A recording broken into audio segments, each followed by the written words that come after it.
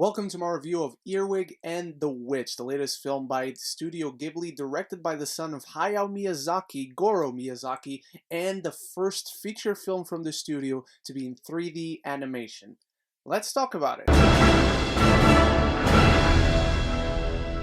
We follow an orphan girl, Earwig, who is adopted by a witch and comes home to a spooky house filled with mystery and magic. And before I give you my thoughts, I want to know how excited you are for the next Studio Ghibli film, and what is your favorite Studio Ghibli film thus far. Let me know all of that in the comments below. And if you're new here, welcome to the channel. Why don't you consider clicking that subscribe button if you haven't yet? It's free, you help me and the channel, plus you certainly will get cookies if you do click it. And also I have merch on sale on TeePublic, Redbubble, the links for that all in the description below. As most of you watching this video probably are, I am a huge fan of Studio Ghibli. I think they've offered the most inventive, unique, whimsical animations throughout the past 20-25 years, and I could not wait to check this movie out. Hayao Miyazaki being one of the greatest directors to ever live and handing the reins over to his son in this film left me even more excited.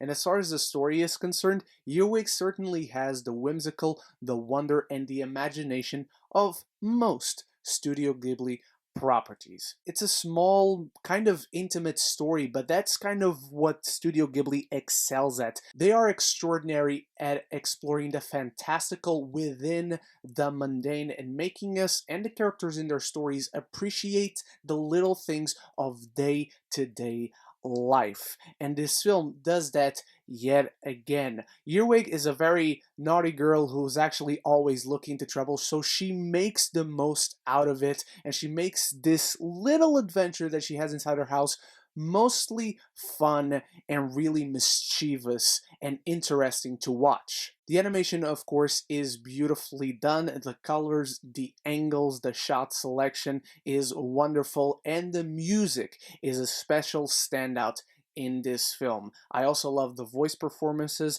as they never fail when it comes to that in any of Studio Ghibli movies. However, unfortunately, this might just be my least favorite Studio Ghibli film, because the story, yes, they make the most out of it, yes, they do explore the fantastical within the mundane, but it feels rather inconsequential. Throughout this film, all Earwig wants is for her new adopted mother, a witch, to teach her how to do spells. And throughout most of this film, you feel like the consequences are either minimal or non-existent. There is in fact a cat that lives in this house that is the pet that tries to help out Earwig because he doesn't like the witch, because he is always the lab rat for her experiments in spells, and the cat does feel like he's in constant more danger than Earwig herself. The husband, or I suppose that he is the husband, it's never confirmed within the film, Mandrake, is this huge hulking man who does these very scary and efficient spells, and he's also very scary looking, and he talks in a scary manner, he walks around in a scary manner. He's the most interesting character in the whole film, just because he's there. His presence is inherently interesting, but ultimately the film doesn't do much with him either. There's a nice small relationship that is generated between him and Earwig, but apart from that, nothing else much. The biggest problem with Earwig is that it never escalates whatever it is trying to do throughout the entire film, and this is only an 80-minute run time film. This is probably the shortest film in the studio's history, and it does very little with it. It sits very comfortably in this small story where barely anything happens. Nothing much eventful happens in this film. There is one scene that is interesting, and that clocks in at the 70-minute mark. 10 minutes until the end of the film, which was when I realized I should be getting worried that nothing was going to happen. Because I don't want to spoil anything, but the best thing that happens in this film is the ending. And because nothing of much interest happens in this film until that very ending, which is basically the hook for you, it felt very much like this film was made just to be a propeller for another film, for a sequel, or maybe even a TV show. It felt like this film had nothing to do besides setting up a much more interesting story that they wanted to tell. The beginning of the film is interesting, and then it only continues to build by the end of the film. The opening scene, incredibly engaging, found myself incredibly interested, and I was ready to see where this story would unfold.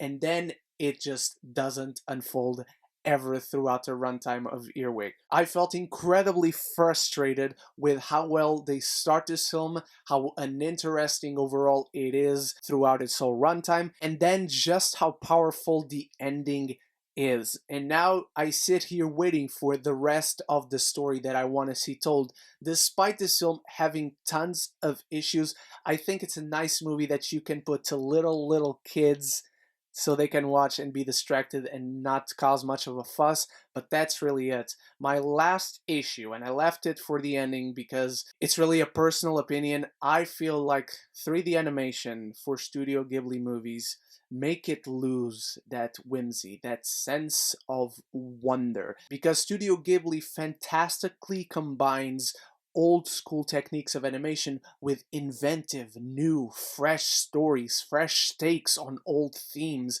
and I love seeing that combination. 3D animation loses a lot of that. The characters in here are very well designed and the animation is technically very well done, but they just lose that personable quality to them, and in consequence, the whole story as well. I'm giving Earwig and the Witch a C-. Now, my beautiful geekies, I do hope you enjoy Earwig and the Witch whenever you get to check it out. Thank you so much for watching. You are the best. And again, if you've watched this far, you enjoy the video, consider clicking the subscribe button if you haven't yet. Again, it helps me out a ton in making these videos, so thank you so much. Check out the video I made for why Kong is winning in Kong vs. Godzilla, or Godzilla vs. Kong, whatever, and check out my review of episode 4 of WandaVision. Now that is up, spoilers for that one, and I'll see you in the next videos. And so until then, stay beautiful, stay geeky, but most importantly, above everything else, forever and always, love each other and love the movies.